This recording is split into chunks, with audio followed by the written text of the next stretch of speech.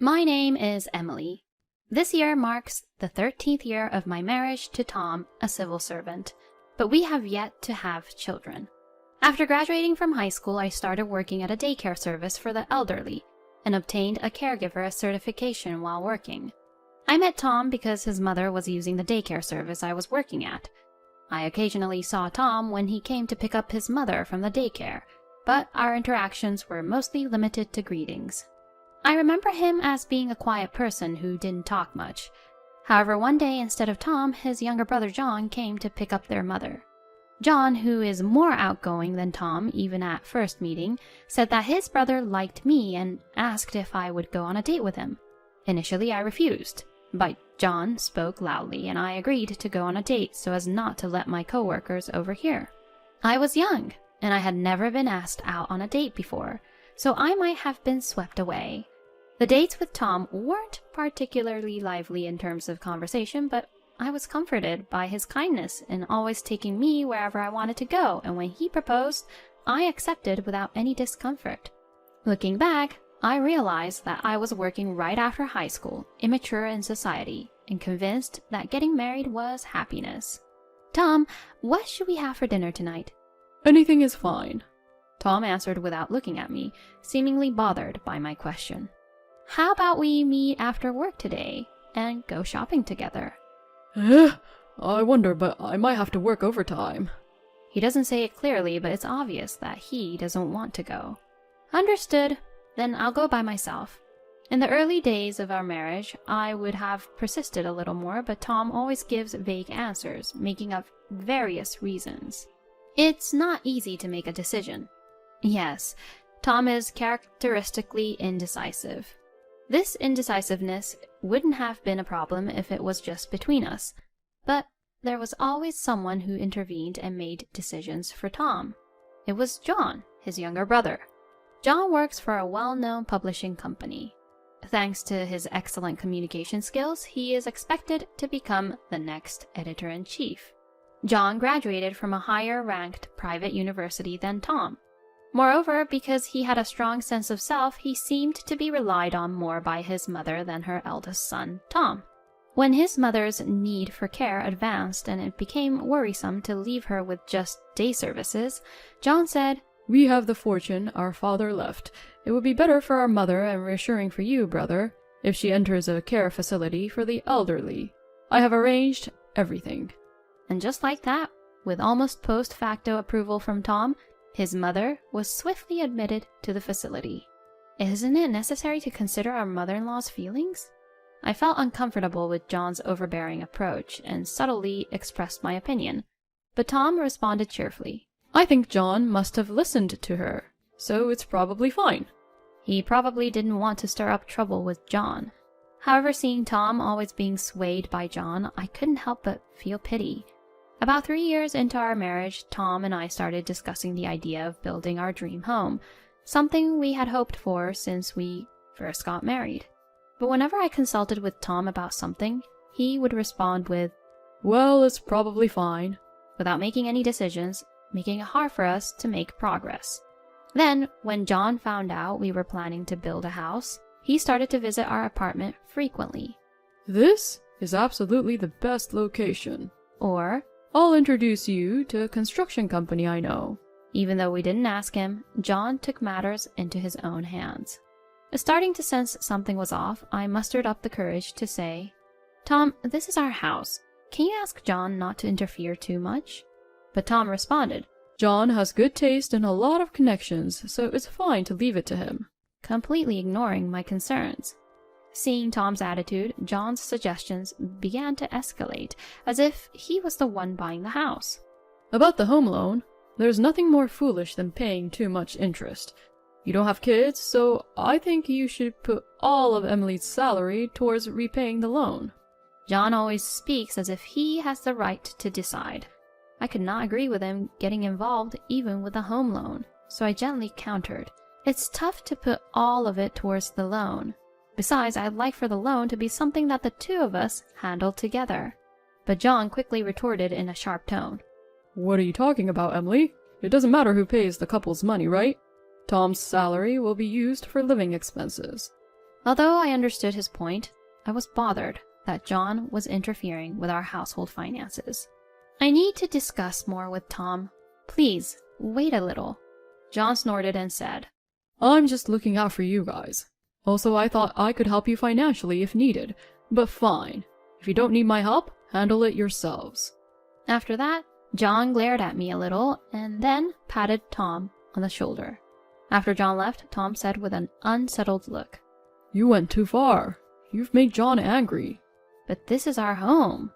I know, but he's my only brother. Besides, he might be able to help us financially if something happens. I sighed. It was clear that Tom was not only dependent on John for decision-making, but also for financial matters. John had quite a bit of financial leeway. This was not only because he worked for a well-known publishing company, but also because he had made a lot of money from stock investments. John was a quick thinker and had a good sense of investment, which had brought him substantial profits. So for Tom, who was a public servant doing his job steadily, John might have seemed like a shining star. We continued discussing about our house for a few days, but we didn't make much progress. Then one day, as if he had made up his mind, Tom said, I'm a civil servant with a stable income, and I think I can live without any luxuries. I was exasperated by his predictable answer. As John suggested, let's use Emily's salary to pay the house loan and try to finish it as soon as possible. So you've decided to do as John suggested. I wasn't convinced, but I couldn't see Tom standing up to John. Fine, but let's pay the mortgage ourselves without relying on John. After all, it's our home. I understand. Don't be so hostile to John. For the time being, I wanted to proceed positively with buying a house, so I agreed to pay the house loan with my salary. However, I had no idea that this decision would later cause me distress. John had a wife named Catherine and a 3-year-old son.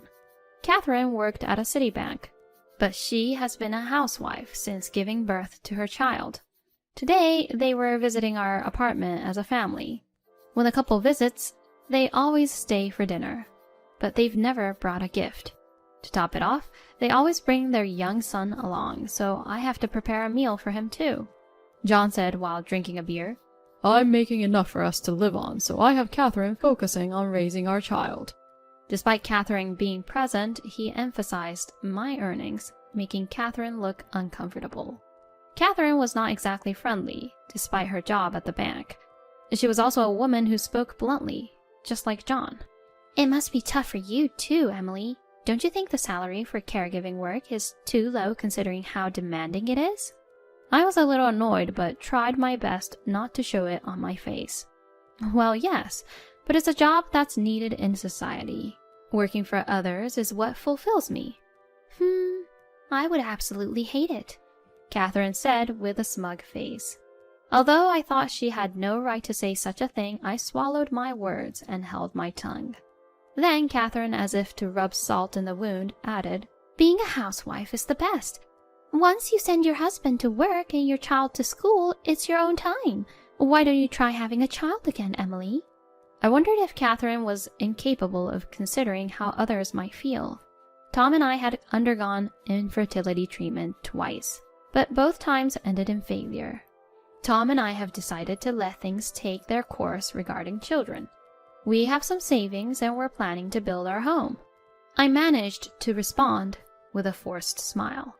Catherine said without a hint of embarrassment, I heard from John. I'm not interested in taking out a loan to build a house, but well, do your best. That's true, but owning our home was a dream for both of us, so we will persevere. I said this, managing to keep calm despite my growing frustration with Catherine's rudeness. After having their fill, John and his family left without bothering to help clean up. I was suddenly overcome by exhaustion. The dream of building our own home was for my husband and I, so why must we endure such disrespectful comments from my brother-in-law's family? Despite my feelings, Tom sat in the living room watching television as if nothing had happened. You could at least be a little supportive, I murmured, looking up at the ceiling. Eventually, our home was successfully completed. The new house felt good. It was like a fresh start for us as a couple, and it filled us with excitement. However, the happiness was short-lived. The monthly payments turned out to be more burdensome than we had anticipated. It wasn't so much that we were financially struggling, but the fact that my hard-earned salary was completely swallowed up by the loan payments was stressful. We had to live off of Tom's salary alone, so my wants and needs had to be considered last. John kept coming over and meddling in things like furniture arrangement and other house matters. Tom, being a yes man, always listened to John's suggestions. This routine was the most tormenting for me. Despite these stresses, my job at the day service center was fulfilling and I was gaining trust at my workplace.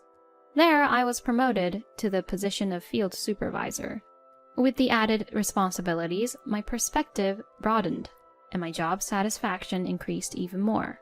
I'm thinking of running a day service center someday, I told Tom, who was relaxing in the living room after dinner. Huh? But do we have the money for that? We're currently burdened by the loan, so it's impossible right now. But after the payments are finished, I'm thinking of starting to save up. That's a long way off, isn't it? Tom responded as if it didn't concern him, and went upstairs to his room. Ever since we moved into this house, we've been sleeping in separate rooms. Even though we live in such a beautiful house, it feels like we're strangers. I mumbled to myself, alone in the living room. After setting the goal of running my own day service center, I worked relentlessly. Thanks to that, I was able to rise from field supervisor to a managerial position. 10 years have passed since we built our home. The loan will be finished by the end of this year, and I was starting to feel upbeat.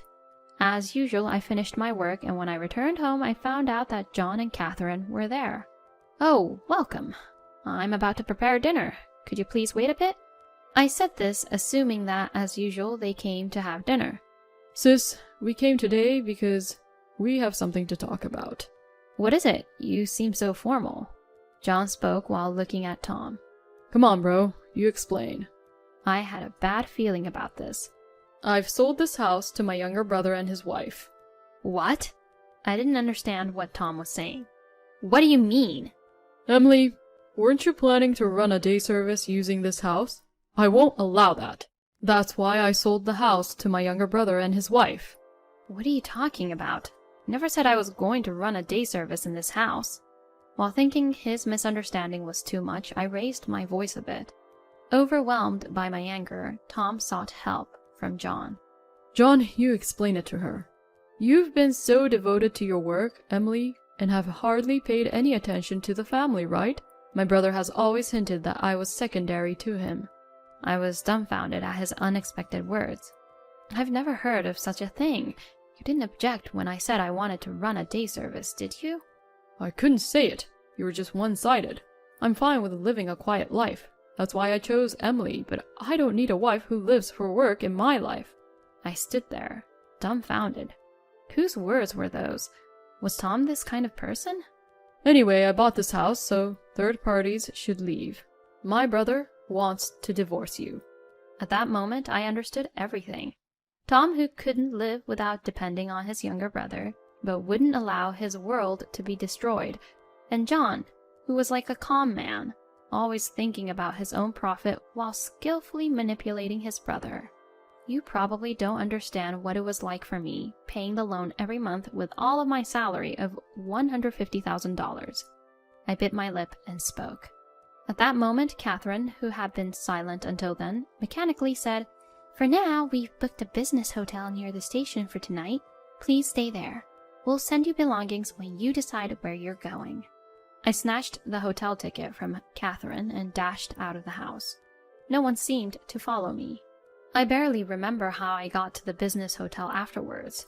The next thing I knew, I was checking into a room in the lobby. Dragging my heavy body, I got on the elevator. What had my married life been all about? It felt more empty than sad to think that none of the consideration I had shown my husband and brother's family had been communicated. When I entered the room and sat on the bed, I had no desire to do anything. I blankly stared at the night view visible from the window. It was when I decided to just go to sleep without thinking about anything else. I heard a small knock at the room's door. I thought it might be an auditory hallucination at first, but it came regularly in pairs. Thinking it might be someone from the hotel, I slowly opened the door. Then, an unexpected person was standing there. It was Catherine. "I have something to talk about. May I come in?" I let Catherine into the room without saying a word. "What is it? Is there still something else?" "I'm sorry." I was surprised. It was because Catherine was crying. What's going on?" "I've known everything from the start." Catherine began to speak slowly, wiping away her tears from time to time. The plan to buy a house and have me pay the mortgage was a plot by Tom and John. Apparently, they were intending to pretend to sell the house to John around the time the mortgage payments were finished, and to get the house that way. Tom seemed to be unhappy with my promotion at work and my plans for the day service, and had consulted with John. John then advised Tom that after he sold the house to him, he should just kick Emily out. "I thought it was too cruel. Actually, one of the elderly people you are taking care of at the day service lives in my neighborhood. That person said they were truly grateful to Emily. Hearing that made me feel ashamed." Catherine said this while looking straight at me. "I have a habit of speaking too directly. I must have been rude to you, Emily, many times." I thought for a moment and then said with a bitter smile, "Yeah, that's true." For some reason, Catherine and I burst out laughing. We laughed so hard that tears came out. Seeing my tears, Catherine suddenly became serious and said with determination, "Emily, it's time for a counterattack." The next day, Catherine and I went home together. Tom and John were surprised to see us come back together. "What's going on, Catherine? Where were you yesterday? Did Emily come to pick up her belongings?" "That's right. Hurry up and get my stuff. Oh, you two should get ready quickly as well." "What are you talking about? I'm living here." "Are you sure about that now?" "Huh?" The truth was, Catherine was the one who bought my and Tom's house. The one who had made a fortune in stocks was not John, but Catherine. Catherine had always been sharp, even when she was a bank employee, and after getting married, she displayed her talent as an investor. John had just been boasting about Catherine's accomplishment as if they were his own. "John, I've been playing the role of a housewife to support you, but that ends today. I've decided to demolish this house." "You can't. What do we do now, John? Help us out here." "Shut up. Think for yourself for once." Afterwards, Tom and I and Catherine and John all divorced. Catherine and I have completely opposite personalities, but for some reason we get along, and we're still good friends. Catherine is a single mother raising her child while being a successful investor. She also invested in my day service business. Thanks to her, I was able to achieve my dream. Tom is still a civil servant, but with his ineptitude at work and indecisive nature, he hasn't been able to get promoted and seems to be working quietly in a small branch office. Apparently, John, who also had a reputation for womanizing, was sued for alimony by a woman he dated, and due to the lawsuit, he had to quit his job at the publishing company. He now seems to be working at a supermarket and somehow paying the alimony. Whether the brothers get along is something no one knows.